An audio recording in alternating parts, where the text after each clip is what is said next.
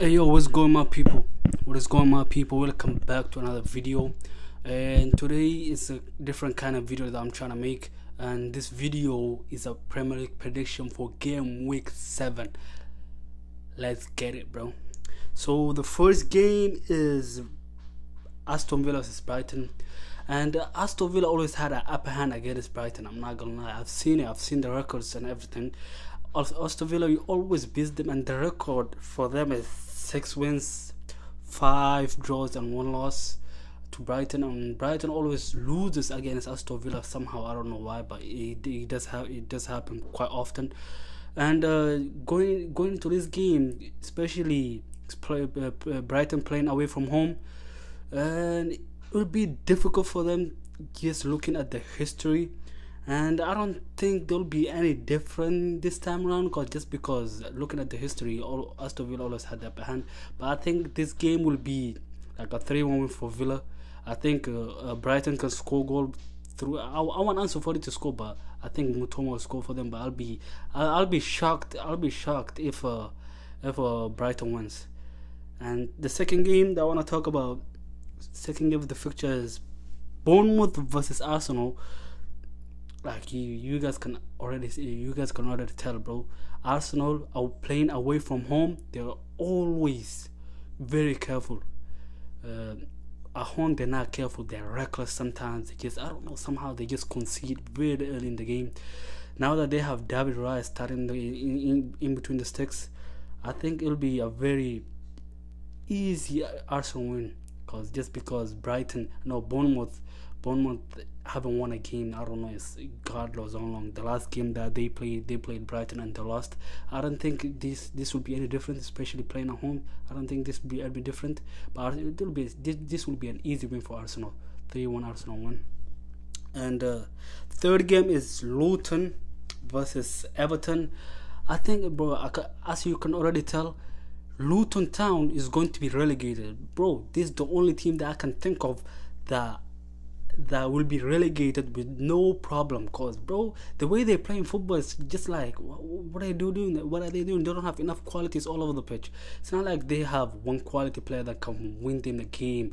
They don't have that type of players. They can, all they have to do is just play defensive, low block. Just do your thing, bro. Play on the counter. That's it. That's all you can do, bro.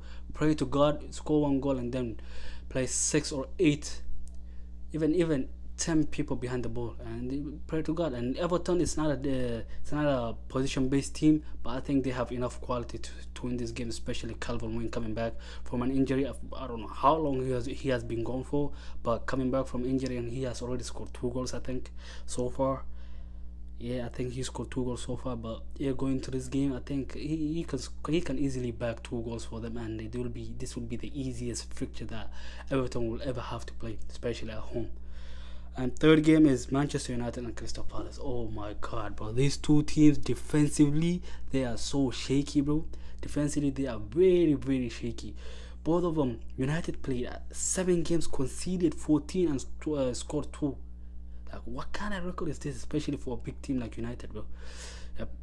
Apparently, a big 6 team, bro. That's what that's what they call themselves, bro. I know they're in the big 6, but like, come on, man. Like, you should not be conceding 7 goals. They brought in a goalkeeper that is a ball-playing goalkeeper that plays with his feet, but he cannot save goals. Especially this United fans, they be talking a lot of shit about Edison, and they don't even know the goalkeeper, bro. Like, bro, like, I don't know what to tell you, bro. Just stop conceding goals. That's all I gotta say. And Crystal Palace have, even them, they have been conceding a lot. They conceded 12 goals and scored 9, I think, this season. And they don't have Zaha no more that can win them games. They have Eze and them man there, but I don't think they'll win. I don't think so. Just because Zaha is gone and nobody can replace him. Especially for Crystal Palace, he's been good for I don't know for how long he's been at the club, for the last decade. I think he's been there for over a decade. I'm not gonna lie, but I don't think they will have a very good player that can replace him. They can put Eze over there to play on the wing, but they need a number 10 to press Eze to replace Eze too. But they just need a winger like Zaha that can back them 10 to 15 goals every season. But even Zaha never used to do that. He used to get double digit goals, but he never used to bang over 10 goals. I don't know if I don't think I'm wrong, but yeah. Other than that, I don't think this would be like United win, because United usually wins at home, and away from home they get shit. Other than that, I have nothing else to say, but United win. And the next game is Newcastle Burnley.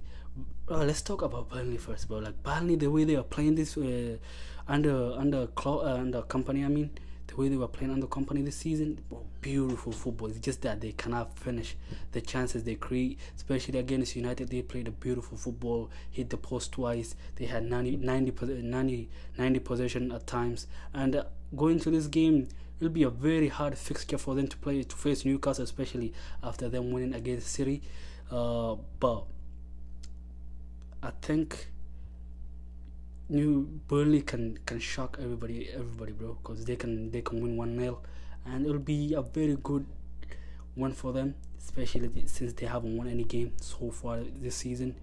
They have already won a game in the what is it called, in the Carabao Cup. Yeah, they have already won a game in the Carabao Cup, but going to this Prem, I think they can shock everybody and win 2-1. I'll be going with Burnley 2-1, and then West Ham versus Sheffield United, bro.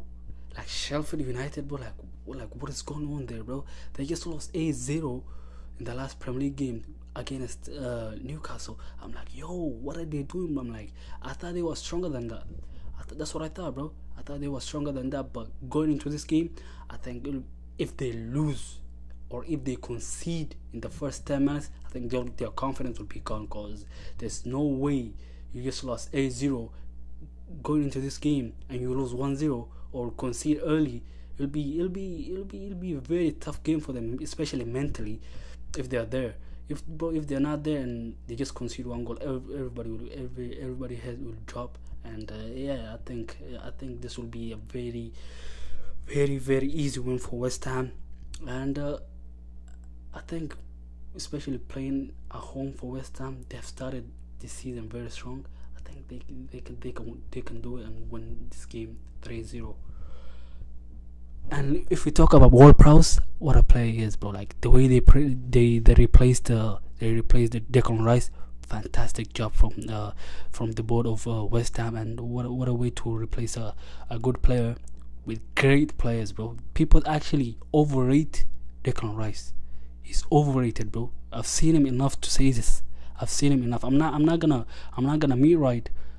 I'm not gonna meet right, because there's no way that I've seen this guy play and all he does is sideways passes, bro. That's all he does. I've never seen him pass forward. Yeah, that's all I gotta say, bro. And Wolves versus Manchester City. Okay, Manchester City just lost a game to Newcastle, bro. Like I was at, bro.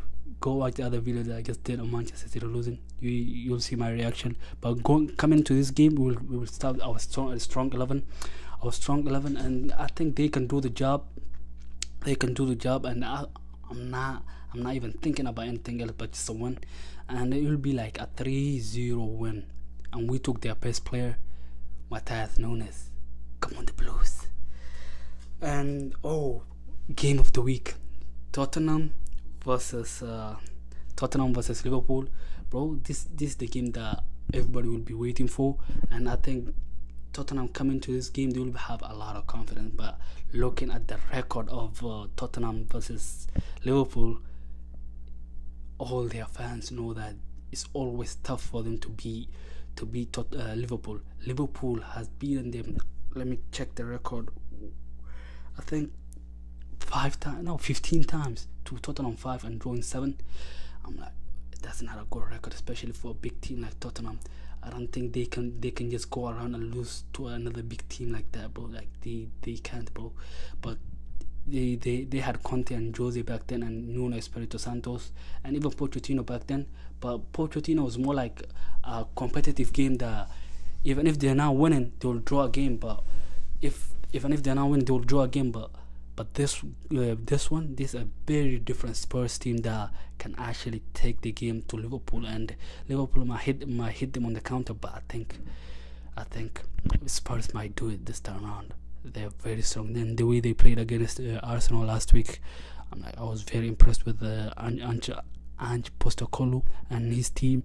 But this is the game that they'll break the curse, and it will be like a 2-0 win for Tottenham.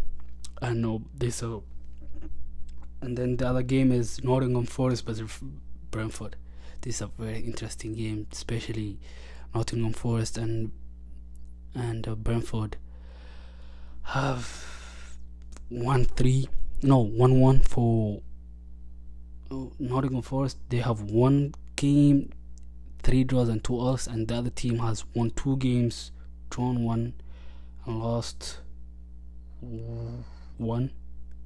Then they conceded 7, scored 9 for Brentford, and then Nottingham Forest have scored 9 and conceded 9, which is very, very bad, especially defensively shaky for both teams. And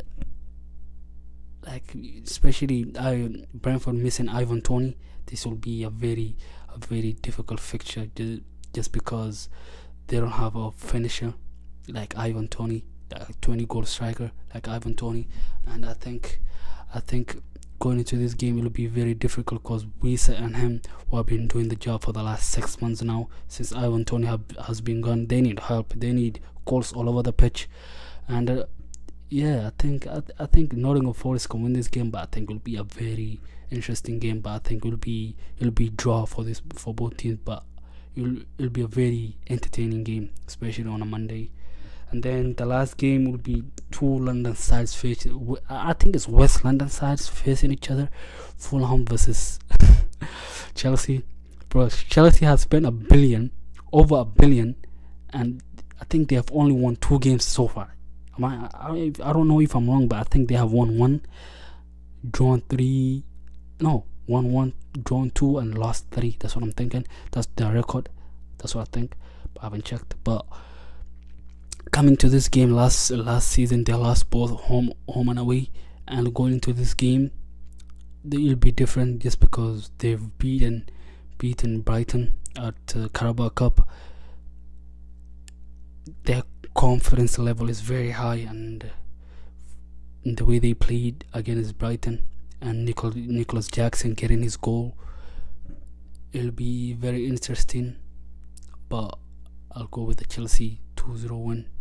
Then that will be it for the video, and I don't know what else to say, but like, comment, subscribe, and see you guys for the match preview at the end of this week.